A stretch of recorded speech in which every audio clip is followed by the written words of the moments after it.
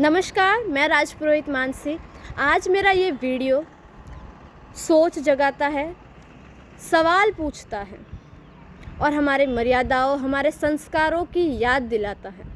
मैं कहना चाहूँगी कि हम उस भारत देश से आते हैं जिसके होठों पर गंगा, हाथों में तिरंगा है।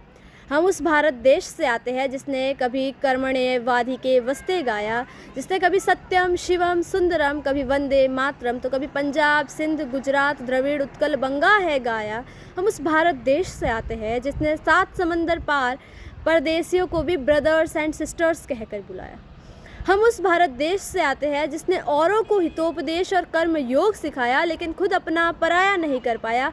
हम उस भारत देश से आते हैं जिसने सवै जहर पिया और औरों को अमृत दान में दे दिया। हम उस भारत देश से आते हैं, हम उस भारत देश से आते हैं जहाँ कुंवारी माता को महासती कुंती कहकर बुलाया जाता है, जहाँ 5 पतियों वाली द्रौपदी को देवी माना जाता है। हम उस भारत देश से आते हैं जो आकाश सा बलवान फिर भी धरती सा धैर्यवान है, लेकिन अगर बात किसी महिला के सम्मान की आ जाए, इज्जत की आ जाए, तो यहाँ का बच्चा बच्चा श्री हनुमान है। फिर उस देश में ये नौबत कहाँ से आ बैठी है जहाँ पर लड़कियाँ, महिलाएं अपने आप को सुरक्षित नहीं महसूस कर रही हैं, जहाँ की महिलाएं अपने आप को स्कूल में, कॉलेज में या वर्किंग प्लेसेस पर अनसेफ फील कर रही हैं, और वाकई कर रही है। और इस बात से आप सब भली भांति परिचित है। मैं किसी एक महिला का हो तो नाम भी लूँ, हर एक रोज़ हर एक वीडियो में ऐसे सवाल खड़े हो रहे हैं। ना केवल जॉब करने वाली महिलाएं और पढ़ने वाली लड़कियां, बल्कि शादीशुदा महिलाएं, कभी दहेज प्रताड़ना, कभी आपसी घर के झगड़ों में उन्हें मार दिया जाता है या इतना विवश किया जाता है कि वो सुसाइड करने के लिए मजबूर हो जाती है। किसी किसी को उनके अगर पापा या मम्मी के घर पर कम पैसे होते हैं या गरीब होते हैं तो उसको लेकर इतना सुनाया जाता है कि वो विवश हो जाती है अपने 5 महीने की बच्ची को छोड़कर मर जाने के लिए। ये तो हमारे भारत के संस्कार नहीं थे, ये तो हमारे देश की मर्यादा नहीं थी। हम तो उस देश से आते हैं ना जहाँ लोगों के लिए हमारे देश ने जान तक दे दी। वर्ल्ड वॉर्स जब हुए थे तब हमारा देश भी उसमें शामिल हुआ था। फिर ये क्या हो रहा है? हमारे देश की जनरेशन है जो कहती है कि हम जेनजी जनरेशन है। जेनजी जनरेशन तो वो है ना जो क्रांति की जनरेशन है। मैं कहूँगी कि गूगल पर बहुत सारी न्यूज़ मिल जाएगी, बहुत सारी जानकारी मिल जाएगी और मिल रही है, लेकिन वो जानकारी है, समझदारी नहीं।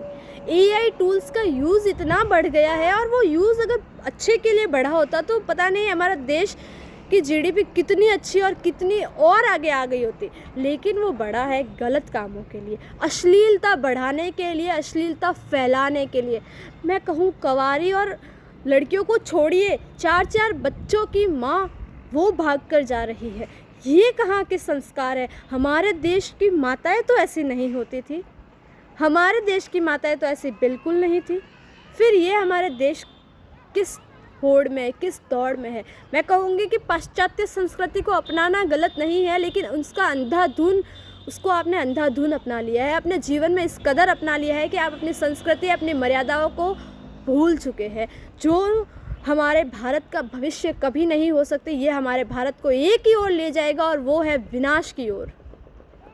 वो है विनाश की ओर हमारे देश को ले जाएगा। तो इसका इलाज क्या है, उपाय क्या है?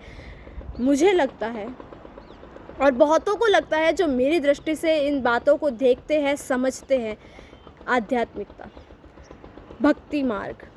आज के जनरेशन को ज़रूरत है माता पिता के साथ की, दादा दादी के ज्ञान की और अपनों के सपोर्ट की। समय दीजिए उन्हें, क्योंकि ज्ञान बहुत मिल जाएगा ऑनलाइन। उन्हें ज़रूरत है बातों की, आपके सलाह की, आपके समय की। आध्यात्मिकता, उन्हें बताइए गीता पाठ क्या होता है, उन्हें बताइए सुबह जल्दी ब्रह्म मुहूर्त में उठना क्या होता है, उन्हें बताइए श्री राम कौन थे, श्री कृष्ण कौन थे, अर्जुन कौन था, कर्ण कौन था। उन्हें बताइए एक ऐसा मित्र कर्ण जिसे पता था कि उसकी मौत उसके सामने है, मगर उसने अपने मित्रों का साथ नहीं छोड़ा।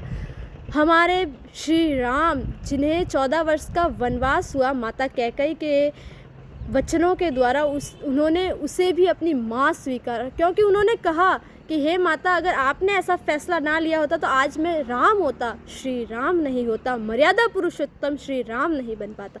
हम तो उस देश से आते हैं। आप क्या सोचते हैं? अपनी राय कमेंट सेक्शन में ज़रूर बताएं। तब तक के लिए धन्यवाद।